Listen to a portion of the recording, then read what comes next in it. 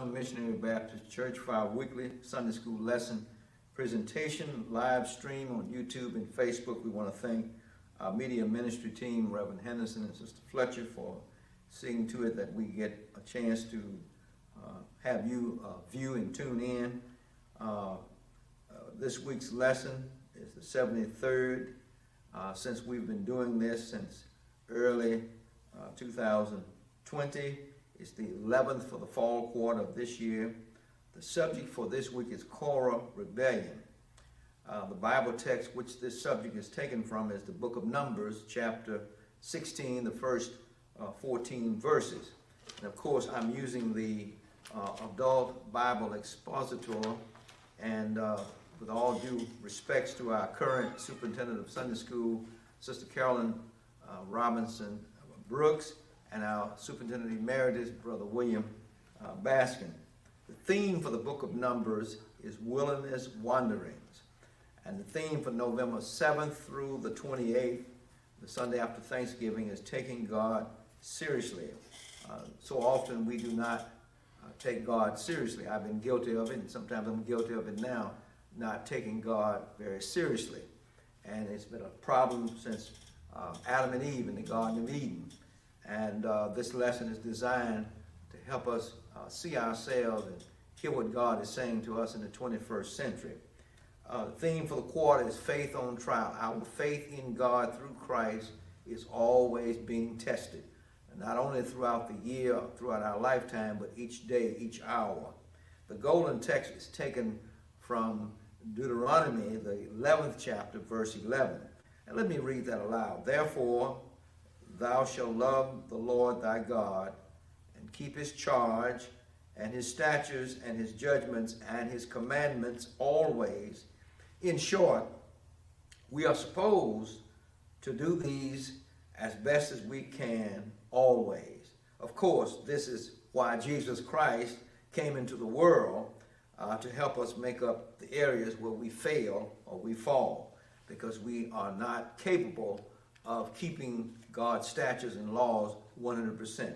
The chief commentator, as has been for the past 8 months, is Dr. Robert Ferguson Jr. The lesson is divided into 3 sections. Section 1, Korah rebels against Moses, verses 1, 2, and 3. Verses 1 and 2 of that section, the beginning of the lesson text, is the rebels assemble together. They circle the wagon. They gather together to see if they can create some pressure, some problems for Moses. And then verse 3 highlights the charges made against Moses and Aaron. The people had some accusations they wanted to level against Moses and Aaron. The second section is Moses confronts the rebels. The word rebel simply means refusing to obey, refusing to follow orders. Verses 4 through 11 is where this subject is highlighted from. Verse 4 and 5, Moses and Korah. This is the leader of this rebellion, Korah. Verse 6 and 7, the challenge to the challengers. Moses and Aaron challenges or confronts those who challenge his authority. That's verses 6 and 7. Verse 8 and 9, Moses reminds these leaders of their already privilege given to them by God. And then verses 10 and 11 of this second section talks about the charge of rebellion, the accusation. You all have rebelled not only against me and my authority, but you rebelled against God. Section 3, the rebels accuse Moses. They level a charge. They accuse Moses of some bad things. That covers the last 3 verses, 12, 13, and 14. Verse 12, Dathan, D-A-T-H-A-N, Dathan and Abiram reject Moses. And verse 13 and 14, Dathan and Abiram accuse Moses of not being honest with them and not being fair with them and not loving them and not providing the proper leadership. That's in gist or in summary what that was saying. Now, let's look at some words or terms that should be defined so that we can have a healthy understanding of what the message is from the text. Understanding the key words, or understanding words that may not be familiar to us, helps us to grasp the message. If you read the text well and comprehensively, it shouldn't take you more than 5 minutes to grasp the message, the main message. Now, there are a lot of under message, a lot of sub-messages, subtext that may mean something to you that not touching me may mean something to that person, and it may not mean anything to you and me. But God is speaking to all of us based on who we are, what our situations are, and what level of faithfulness we are in Christ. Now, word commandment means in order or demand with authority. This type of command, when God commands, he has the authority to create the commandment, to create the order. And stature is an established rule by one with authority. So when God makes a rule, he's the only one that can do it, and nobody can really challenge him. We might do it, but God has nobody to answer to when he establishes a statute. It's an established rule by one with authority. When God lays out a rule, that's called a statute. Judgment, a legal decision or an authorized decision made by a sitting judge. In this context, we're talking about God as the judge, and whatever his decision is, it's all right. We may not like it, it may not make us happy, but if he makes the decision, it's okay. Charge, C-H-A-R-G-E, it's like charging some goods. You come up to the counter in the store, say in Kmart, or you come up in Kroger, you come up in Superflow, you come up in Dillard's, you lay your goods or lay the products that you want to purchase from the store, and then they tell you what the charge is. Well, charge in this context, to trust one to do. That's what charge means in this context within the text. To entrust one with a duty, with an assignment, to carry out an assignment, to get something done. The word delve, D-E-L-V-E, one of the things that Dr. Black, one of the other commentators, wants us to do is delve into some intensive research and examine this text to see just how it might not only inform us of what God is saying to us, but how he instructs us on how to get it done and how he inspires us to want to do. So delve means intensive research or examination.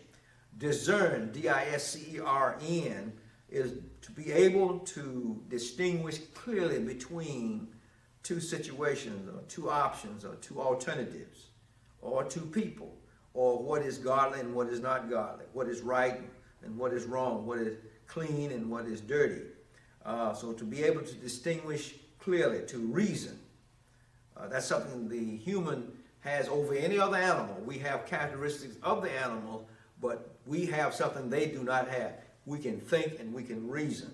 God gives us that, and he wants us to use it. But when we use it against him or contrary to his will, we have sinned. That's what, when God gives us some ability and power and blessings, we use it against his will, then we have sinned. Cohort, C-O-H-O-R-T, is a group of people, and I'll get into that a few minutes later. Censer, censers means it was a metal vessel in which incense was burned in the synagogue or in the temple. Confront means to challenge, to go face to face with somebody, if somebody charges you with a crime or say that you have done something to them, you want to face this person and understand what the accusation is. Accuse, to find fault or to blame. Rebel, as I said, refusal to obey a charge or command. Moreover, you'll see in the text, moreover. I believe it's in the text. Yeah, the last verse, verse 14, begins with, moreover, thou hast not brought us into a land that floweth with milk and honey, or given us inheritance of fields and vineyards. Will thou put out the eyes of these men? We will not come up. Moreover, that means besides or also, or furthermore. Murmur means to gripe, to complain, to grumble. Minister means one who serves a cause to help meet various needs of those who express need. Renown, when you see renown, that is a renowned lady, that's a renowned man, that is a renowned leader. That means a person, a woman, or man of distinction, a person of celebrity, or star, or someone who is famous for whatever the reasons might be. Holy means blameless, a perfect, sinless, according to God's definition. You see in the text, show, or shew, S-H-E-W, that's just a word for show. S-H-O-W means to display or parade. On page 145, Dr. Ferguson makes at least 8 points worth our time. The first point he makes on page 145 of this book is sometimes we never learn from our mistakes or the mistakes of others. See, you don't have to learn from your own mistake. You can learn from the mistakes of others. When, for example, when my pastors used to always tell me things that they did that was not good, that was bad, ungodly, or a bad behavior, he'd say, now, you learn from this, because if you do it, you won't escape because you've been warned. So learn from other people's mistakes. That's why we need older people in front of us. We need younger people coming. So every generation can be of help to the previous or to the coming generation. The previous generation was helped by the generation above them. So we need each other. We need generations. We need young and old together, working together. The second point he makes, to sin against God over and over is bad. The third point Ferguson makes is sin invites God's anger. The fourth point he makes, disobedience, rebellion, and unbelief cuts off our blessings. The fifth point Ferguson makes is wise people learn from past errors and ask God for help to avoid these traps, vices, or errors. The sixth point Ferguson makes on page 145 is a totally sin-free life is not possible. We just can't do it. We're weak. We're too weak. We're prone to error, fall, or fail. That's why Jesus Christ is needed in our lives. The seventh point Ferguson makes is for the children of Israel. They found it hard to learn from their mistakes or sins, and they did not appreciate God's kindness and graciousness. When we constantly complain about what God has allowed us to have in our lives, we get a new car, we're complaining about it. We want another one. We get a new dress, or we get a new pair of shoes, or we get a new outfit, or we get some new furniture, or we get a new job, and we start to complain about it. We need to spend more time thanking God for what we do have, and He'll bless us with more of what we might be happy about. The eighth and final point, we would be wise, all of us, including me, to learn from Israel's mistakes so that we do not repeat them ourselves. There are 10 questions to be answered on page 146. The first question is, who was the leader of the rebellion against Moses, and who joined them? Well, page 146 tells us it was Korah, K-O-R-A-H. Question number 2, what two tribes were involved in the rebellion against Moses and Aaron? Well, the Reubenites and the Kohathites, Kohathites,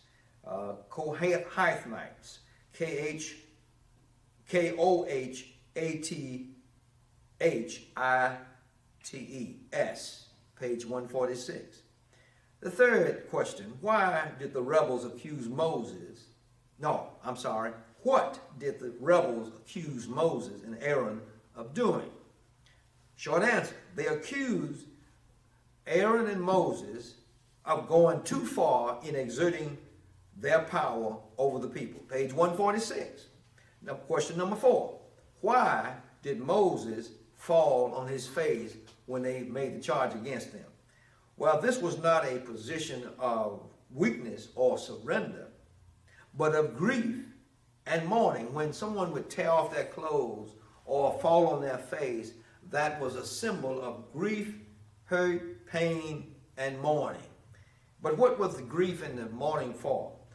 Why? Because the people were constantly rebelling against God or Israel's leaders as well as God. Therefore, if they were rebelling against Moses and Aaron, they were really doing it against God, because God put Aaron or Moses and Aaron in that position of leadership. And Moses knew this meant trouble for these guilty parties. Page 147, question number 5. How did Moses respond to Korah's dispute about Israel's true leadership? Short answer. Moses did not get into a shouting match with Korah or the others. Moses simply stated that the Lord would make it known who his leaders were. Page 147. Number 6. What did Moses tell Korah and his men to do the very next morning? Well, short answer. Moses told them to take censers, censers, with fire in them and bring them before the Lord the very next morning. Page 147. Question 7. What privileges did Korah and the other Levites already enjoy? Well, short answer. Now he reminded them that their appointed service had brought them near to God. They set up camp near the tabernacle. They were closer to the tabernacle than anybody else, and their service brought them into frequent contact with the tabernacle. And they were literally close to the earthly presence of God manifested in the tabernacle. God would bring himself into the tabernacle in the midst of the people who are faithful and obedient and who have made the proper sacrifices in a puff of smoke. Page 148. Now, I keep talking about these men who joined Korah, the others. They were Izhar, I-S or I-Z-H-A-R, but it's pronounced Izhar.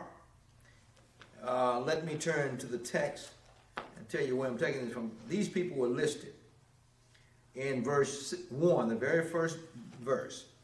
Izhar, Kohath, K-O-H-A-T-H. And those of you who have your book open to the text, Numbers chapter 16, verses 1 through 14, you see the word in the names listed in verse 1.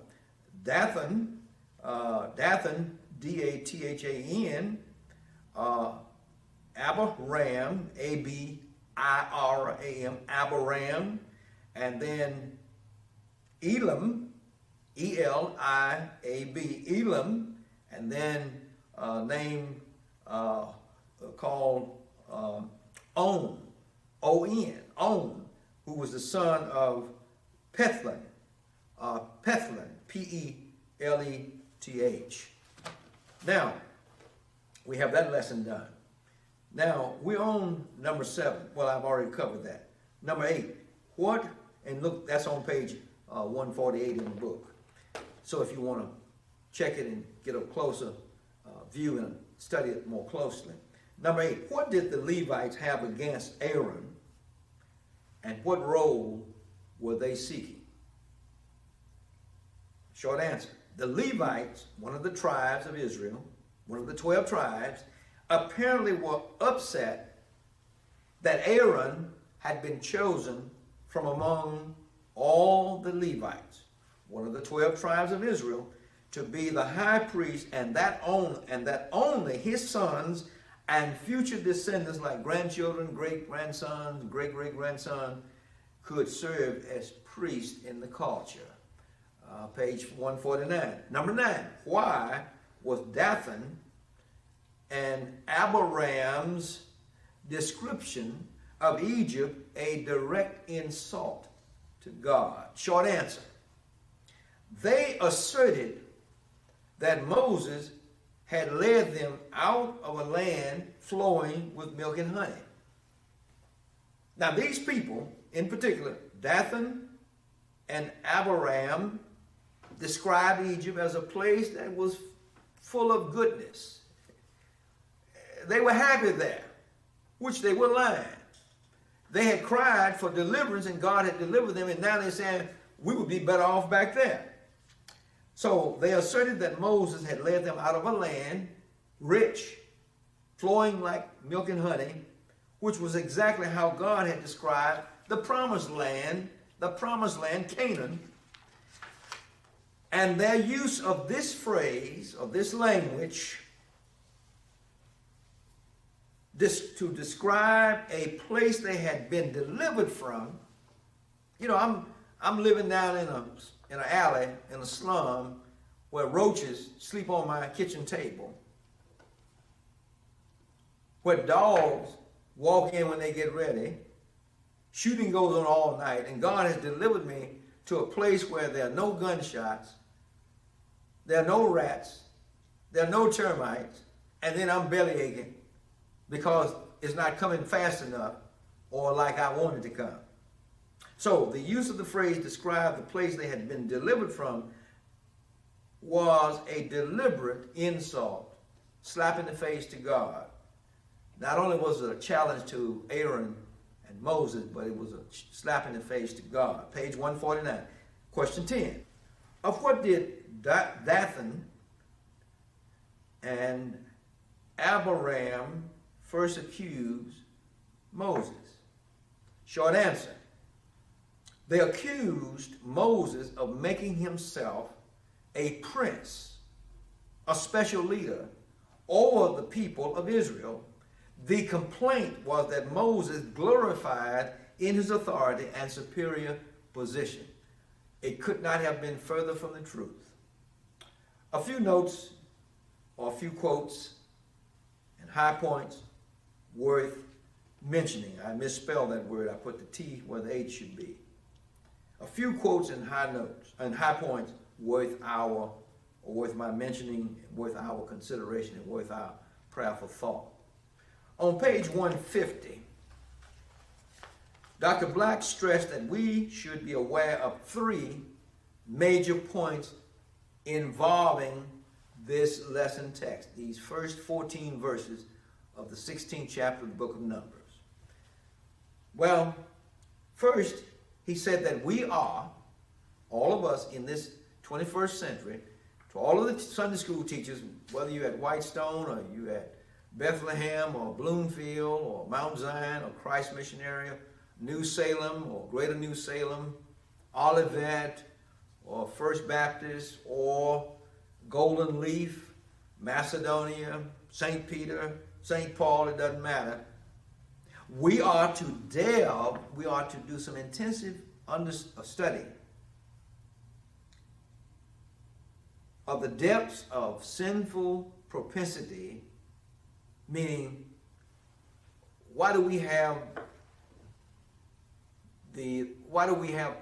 prone to sin? Why do we liable as sin or not? Well, because we're flesh and blood, we're human, we're weak. And God knew we were going to fall. He knew Adam and Eve would fall. He sent Christ to make up the difference. And delve into get engaged seriously, some thought and some study on the depth of the sinful propensity and examine the motives and the methods by which we sin. Second, we are to understand that rebellion against God's order or command is rebellion against the Lord himself. The third major point of this lesson, we are to sharpen, polish, improve our discernment, ability to clearly see the difference between right and wrong, what is godly and what is ungodly.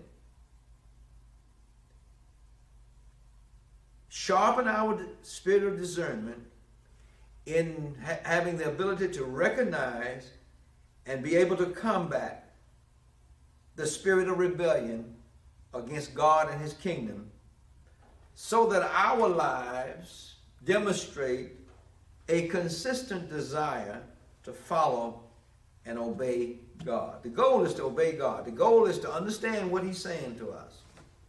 The goal is to listen to what he is saying in his word. The goal is to understand, to comprehend, to make sure that we understand what he wants us to do. And to understand that he wants us to do it.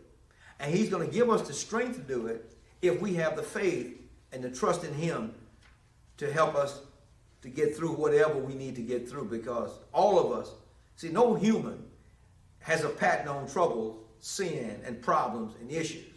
Every human being that ever lived, that lives and will ever live, will always have a challenge on their hand and will have a battle with the prince of darkness and with sin and developing a spirit of rebellion. That's why we need Jesus Christ to help us through the power and the presence of the Holy Spirit to avoid or to eradicate, to erase, to get rid of the spirit of rebellion against God.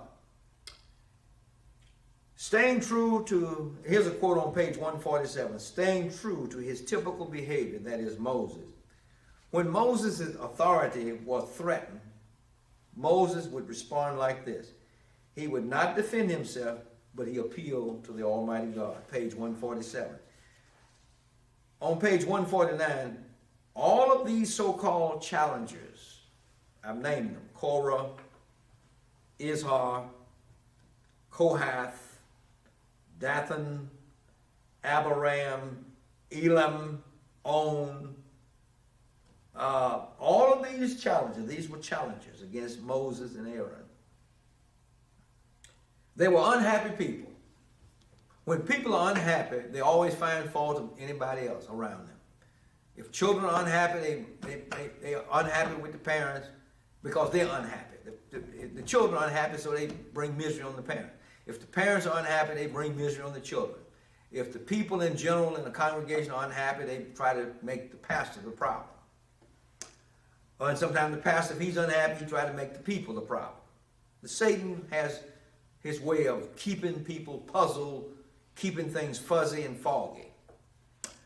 They opposed Moses for personal reasons. They were not happy with his leadership. These people I named in verse 1, they saw an opportunity for themselves to siege upon the dissatisfaction and fear of the people and wrestle leadership away from Moses and Aaron. We see it in the political system. It's always existed within the political, you might say, the political atmosphere of our world, our country, our nation, local or national or international. It's been happening ever since it's been a world. Ever since it's been the United States, there's always somebody feeding the people or feeding on the folks' fear. And if somebody says that the bears are going to eat us up, then the politicians run on the fact that I'm going to get rid of all the bears. Black said this in next to my last three quotes. Korah's rebellion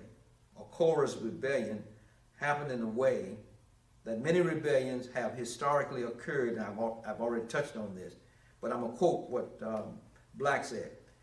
Through the wicked confluence of selfish ambition and blatant disregard for proper authority.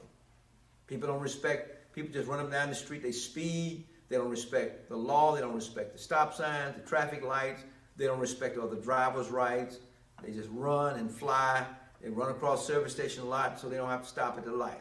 That's a total disregard for policemen, for the law and for the rule and for the safety of themselves and others. Hickman on page 150 says this. He makes at least 6 points in helping us to understand the message of this week's lesson text. I'll cite 2 of the 6. The first one, just because people have charisma does not mean you should follow them. Study closely verses 1 and 2. And then I'll use the 6th point that Hickman uses. He cited 6. I used the first one, now I'll use the last one, 6. When God does not meet our expectation, we must have enough faith that his plans are good for us. See and study verses 13 and 14. John Lowley on page 153 says, sometimes the Lord takes us through some unusual hard times, a lot of pressure, either to chastise us or to purify us from sin, or both. Wow, that's very true. The last quote, or the last point I want to make. The last point, under the children's section, Dr. Spencer said this: children, like us, should be encouraged, children and adults, regardless of your faith tradition, whether you're Methodist, Lutheran, Catholic, Baptist, Southern Baptist, National Baptist, it doesn't matter. AME, Zion, AME, United Methodist, Presbyterian. We should be encouraged. We should encourage one another to be thankful for what we have and not be jealous of what others have that we don't have. Humble obedience and diligent service, that means perseverance, to others, not strife and conflict. Be kind to people even if they don't deserve it. No matter how things go against you, do what's right for the people. Do what's right for the others. If we all do what's right and good for others, and everybody doing that, nobody would be left out. If you want greatness in the eyes of God, then characterize yourself with humble obedience and diligent service to others, not strife and conflict. That's not the way to greatness in God's kingdom. Basically, we should control our negative thoughts in front of God. I hope and pray that you would join us in 11 o'clock worship.